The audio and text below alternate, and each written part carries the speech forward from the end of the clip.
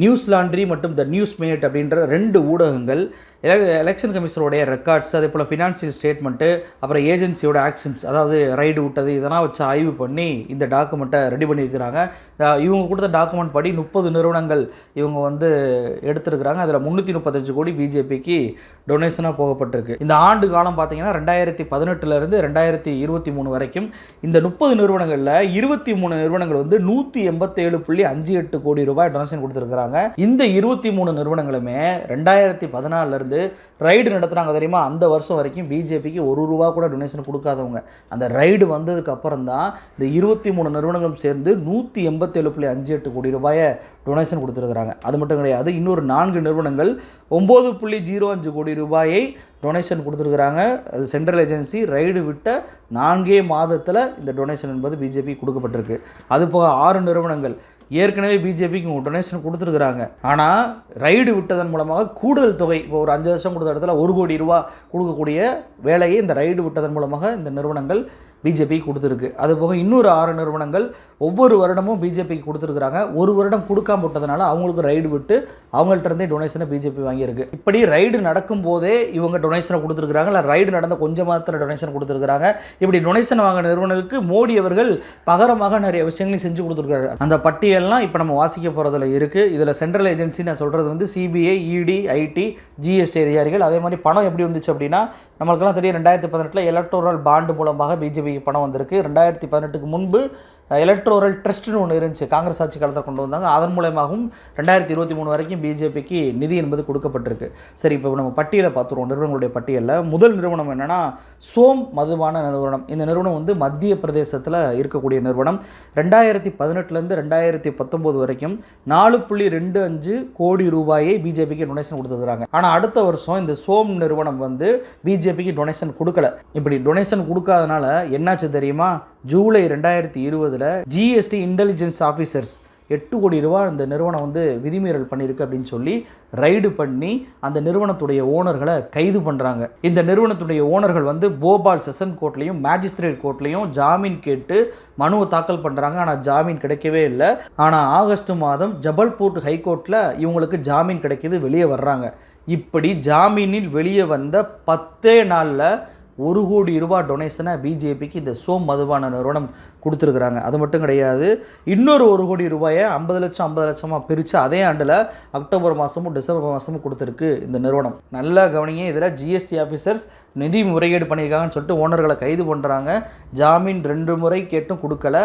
ஜாமீன் கிடைக்கிது, வெளியே வர்றாங்க, வந்த 10 நாளில் கொடுக்குறாங்க. அப்படின்னா இங்கே நிறுவனம் என்பது பிஜேபிக்கு கொடுத்ததை தாண்டி நீதித்துறையின் மீதும் கேள்வி எழுப்பக்கூடிய சந்தேகம் இந்த ஆர்டிக்கல் மூலமாக பொதுமக்களுக்கு எழாமல் இருக்காது. ஏன்னா ஜாமீனே கிடைக்காம ஜாமீன் கிடைச்ச 10வது நாளில் கொடுக்குது அப்படின்னா, அப்போ ஜாமீன் கிடைப்பது கூட பாஜக நினைத்தால் தான் நடக்குமா அப்படின்ற கேள்வியை இங்கே பொதுமக்கள் இன்னைக்கு எழுப்பிட்டு இருக்கிறாங்க. சரி, இந்த நிறுவனமே 2021 2022 2 கோடி ரூபாய் டொனேஷன் கொடுக்குறாங்க. 5 மாதம் கழித்து மறுபடியும் ஒரு ரைடு வருது. இந்த மாதிரி ரைடு பண்ணுறது யாருன்னு பார்த்தீங்கன்னா competition commission of India, CCI அப்படின்னு சொல்லுவாங்க. இவங்க ரைடு பண்ணுறாங்க. ரைடு பண்ண உடனேயே ஜூன் மாதம் 2022 மறுபடியும் 1 கோடி ரூபாயை பாஜகவிற்கு இந்த நிறுவனம் சோம் மதுபான நிறுவனம் டொனேஷனாக கொடுக்குறாங்க. அப்புறம் நவம்பர் 2023 மறுபடியும் ஐடி ரைடு வராங்க. அதாவது முதல்ல ரைடு வந்தது ஜிஎஸ்டி, அடுத்த ரைடு வந்தது சிசிஐ, இப்போ ஐடி ரைடு. இந்த ஐடி ரைடு போடுறாங்கன்றதான் மிக முக்கியமான விஷயம். இவங்க எப்போ போடுறாங்கன்னா மத்திய பிரதேசம் உட்பட 5 மாநில தேர்தல் நடந்துச்சுல, அந்த டைமில் இந்த நிறுவனத்தில் ரைடு பண்ணியிருக்கிறாங்க. அப்போ அந்த டைமில் இந்த நிறுவனம் எவ்வளவு அமௌண்ட் கொடுத்துச்சு அப்படின்ற டீட்டெயில் இது வரைக்கும் கிடைக்கல. சரி, 2வது நிறுவனம் எஸ்என்ஜே மதுபான நிறுவனம், நம்ம தமிழ்நாட்டை சேர்ந்த நிறுவனம். இந்த நிறுவனத்துடைய ஓனர் எஸ்என் ஜெயமுருகன். இவர் திமுகவிற்கு நெருக்கமானவராக பார்க்கப்படுறார். ஆகஸ்ட் 2019 இவர் நிறுவனத்தின் மீது ஐடி ரைடு என்பது நடத்தப்படுது. இந்த ஐடி ரைடு நடந்த 4 மாதம் கழித்து 1.05 கோடி ரூபாயை பிஜேபிக்கு டொனேஷனாக இந்த நிறுவனம் கொடுக்குது. இது மட்டும் கிடையாதுங்க, சட்டமன்ற தேர்தல் 2021 நடப்பதற்கு முன்பு மார்ச் 2021 6 கோடி ரூபாயை பிஜேபிக்கு டொனேஷனாக இந்த நிறுவனம் கொடுத்துருக்கு. அதுக்கப்புறம் 2022 23 5 கோடி ரூபாயை ப்ரூடண்ட் எலக்ட்ரோரல் ட்ரஸ்ட் மூலமாக கொடுத்துருக்காங்க. நான் ஏற்கனவே சொன்னல, எலக்ட்ரோரல் பாண்டு ஒன்று இருக்குது, எலக்ட்ரோரல் ட்ரஸ்ட் ஒன்று இருக்குன்னு. இந்த electoral trust, prudent electoral trust மூலமாக ஒரு 5 கோடி ரூபாயை பாஜகவிற்கு தமிழ்நாட்டை சேர்ந்த எஸ்என்ஜே அப்படின்ற ஒரு நிறுவனம் வந்து கொடுத்துருக்குறாங்க. அதுக்கப்புறம் மூன்றாவது நிறுவனம் பார்த்தீங்கன்னா ஐஆர்பி இன்ஃப்ராஸ்ட்ரக்சர் டெவலப்பர்ஸ் லிமிடெட், மும்பையை சேர்ந்த நிறுவனம். இவங்க 2013 2014 2.3 கோடி ரூபாய் கொடுத்துருக்குறாங்க. 2014 15 பார்த்தீங்கன்னா அது 14 கோடியாக மாறுது. அதாவது 2 கோடியிலேருந்து அடுத்த வருஷம் 14 கோடியாக மாறி இருக்கு. இதற்கு காரணம் என்ன தெரியுமா? இப்படி அதிகமானது காரணம் சிபிஐ ரைடு இந்த நிறுவனத்தை பண்ணுறாங்க. 2014 2023 வரைக்கும் மட்டும் பார்த்தீங்கன்னா இந்த நிறுவனம் 84 கோடி ரூபாயே பிஜேபிக்கு டொனேஷனாக கொடுத்துருக்குறாங்க. இப்போ சமீபத்தில் சிஏஜி ரிப்போர்ட் வெளியாச்சுல, சிஏஜி ரிப்போர்ட்டில் ரோடு போட்டதில் தவறு நடந்திருக்கு, கான்ட்ராக்ட்லாம் ரொம்ப மோசமாக கொடுத்துருக்குறாங்க அப்படின்ற ஒரு டீட்டெயில் கொடுத்தாங்கல்ல, அதே சிஏஜி ரிப்போர்ட்டில் இந்த நிறுவனத்திற்கும் கான்ட்ராக்ட் முறைகேடாக கொடுக்கப்பட்டிருக்கு அப்படின்ற தகவல் வெளியே இருக்குது. அப்படின்னா என்ன அர்த்தம்? 84 கோடி ரூபா வாங்கிட்டு பாஜக பதிலாக கான்ட்ராக்டை உங்களுக்கு கொடுத்துருக்குறாங்க அப்படின்றது இதன் மூலமாக தெரிய வருது. சரி, 4வது நிறுவனம் ஆஸ்ட்ரால் லிமிடெட், அகமதாபாத்தை சேர்ந்த இந்த நிறுவனம். இந்த நிறுவனத்தின் மீது நவம்பர் 24 2021 ரைடு விடப்படுது. 2 மாதம் கழிச்சு, அதாவது ரைடு விட்ட 2 மாதம் கழிச்சு 1 கோடி ரூபாயை பிஜேபிக்கு இந்த நிறுவனம் டொனேஷனாக கொடுக்குறாங்க. சரி, 5வது நிறுவனம் ஸ்ரீ சிமெண்ட்ஸ் அப்படின்ற நிறுவனம், கொல்கத்தாவை சேர்ந்த நிறுவனம். இவங்க தான் சிமெண்ட் உற்பத்தியில் இந்தியாவுடைய 3வது மிகப்பெரிய நிறுவனமாக இருக்குது. இந்த நிறுவனம் 2020 21 2021 22 2 வருஷத்தில் 12 கோடி ரூபாயை பிஜேபிக்கு டொனேஷனாக கொடுத்துருக்குறாங்க. 2022 23 இந்த நிதியாண்டில் வந்து பாஜகவுக்கு நிதி இவங்க தரலை.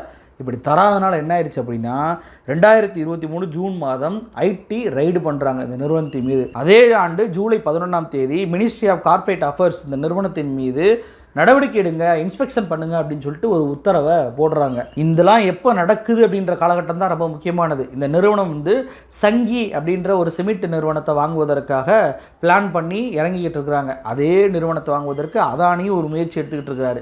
அப்போ இந்த 2 நிறுவனங்களுமே அந்த சங்கி இண்டஸ்ட்ரீஸை வாங்குவதற்கு போட்டி போடுறதுனால அந்த டைமில் தான் ஐடி ரைடு என்பது இந்த நிறுவனத்தின் மீது ஏவப்படுகிறது. இந்த நிறுவனம் ஐடி ரைடு பண்ண சில வாரங்களிலேயே நான் அதை வாங்குறதுலேருந்து விளைவிக்கிறேன் அப்படின்னு சொல்லி விலகிட்டாங்க. அப்போது இந்த நிறுவனத்தை, அதாவது சங்கின்ற இண்டஸ்ட்ரின்ற நிறுவனத்தை அதானி வாங்கிடுறாரு. அப்போ ரைடு விட்டு விளைவிக்க அதானிக்கு தான் அந்த நிறுவனம் போகணும்னு சொல்லி பேரம் பேசப்பட்டதா அப்படின்ற கேள்வி பொதுமக்களுக்கு இன்றைக்கி இல்லாமல் இல்லை.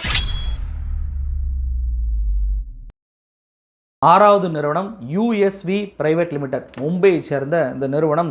செப்டம்பர் 2017 இந்த நிறுவனத்தின் மீது ஐடி ரைடு என்பது ஏவப்படுது.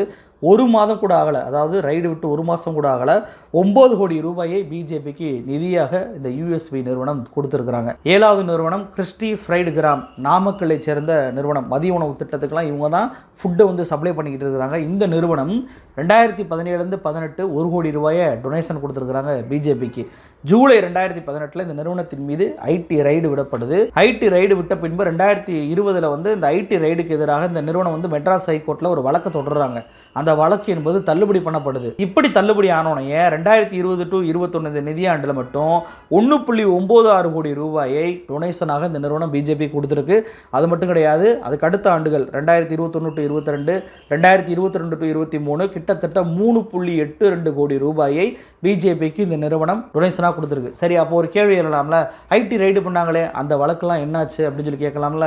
இந்த வழக்கை பொறுத்த வரைக்கும் 2 தரப்புடைய ஆர்கியூமெண்ட்ஸ்லாம் முடிஞ்சிருச்சு. ஆனால் இன்று வரைக்கும் தீர்ப்பு என்பது கொடுக்கப்படவே இல்லை, தேதி குறிப்பிடாமல் தள்ளி வச்சிருக்கிறாங்க. 8வது நிறுவனம் யசோதா மருத்துவமனை, ஹைதராபாத்தை சேர்ந்த நிறுவனம். கேசிஆர் குடும்பத்துக்கு இவங்க சொந்தக்காரவங்க. 2019 2020 2.5 லட்சம் ரூபாயை தான் பிஜேபிக்கு டொனேஷனாக கொடுத்துருக்காங்க. ஆனால் 2020 டிசம்பர் மாதம் இந்த நிறுவனத்தின் மீது, இந்த மருத்துவமனையின் மீது ஐடி ரைடு வந்து நடத்தப்படுது. ரைடுக்கு பின்பு பார்த்தீங்கன்னா 2021 23 10 கோடி ரூபாயும், 2022 23 5 லட்சம் ரூபாயும் இவங்க பிஜேபிக்கு டொனேஷனாக கொடுத்துருக்குறாங்க. அடுத்து 9வது நிறுவனம் ஹெட்ரோ ஃபார்மா, இவங்களும் ஹைதராபாத்தை சேர்ந்த நிறுவனம் தான்.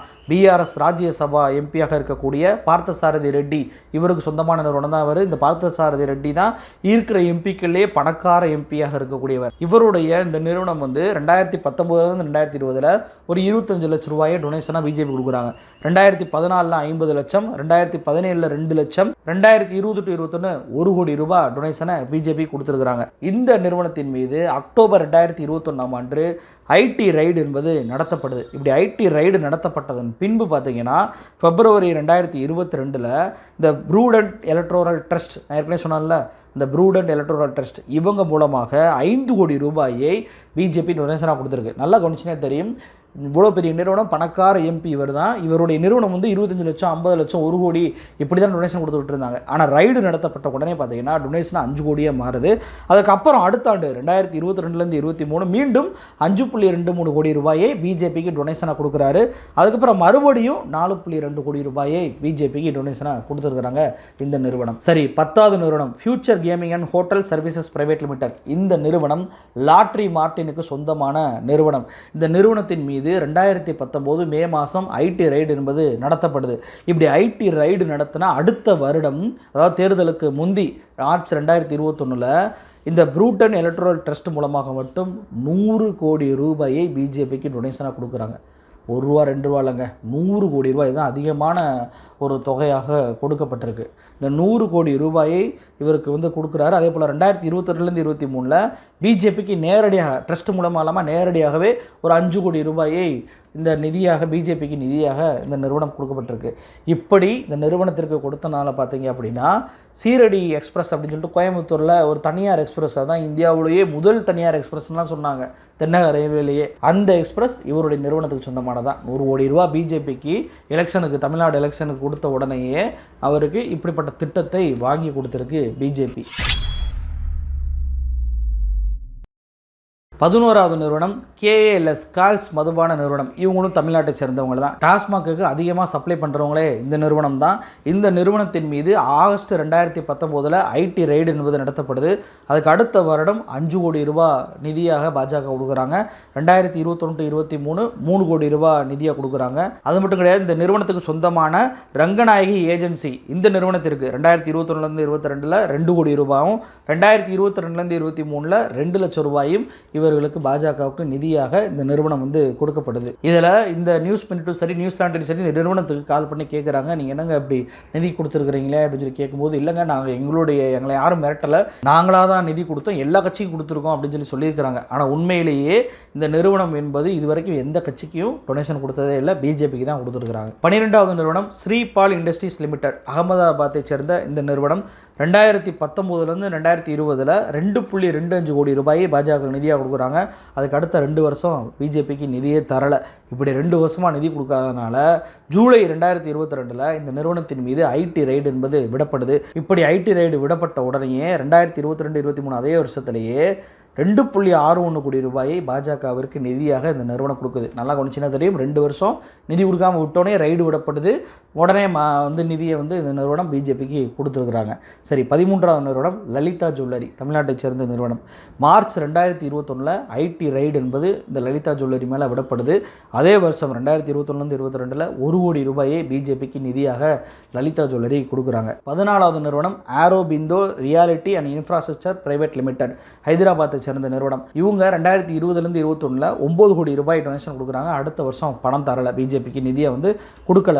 இப்படி கொடுக்காதனால நவம்பர் 2022 இடி ரைடு பண்ணுறாங்க, ஓனரை கைது பண்ணுறாங்க. இது எந்த வழக்குன்னு சொல்லி பார்க்கணும். டெல்லி மதுபான வழக்கு. இன்னைக்கு அரவிந்த் கெஜ்ரிவாலை கைது பண்ணுவதற்கு துடிக்கிறாங்கல்ல. ஏற்கனவே மணிஷ் சிசோடியாவும் சஞ்சய் சிங் எம்பியும் கைது பண்ணியிருக்கிறாங்கல்ல.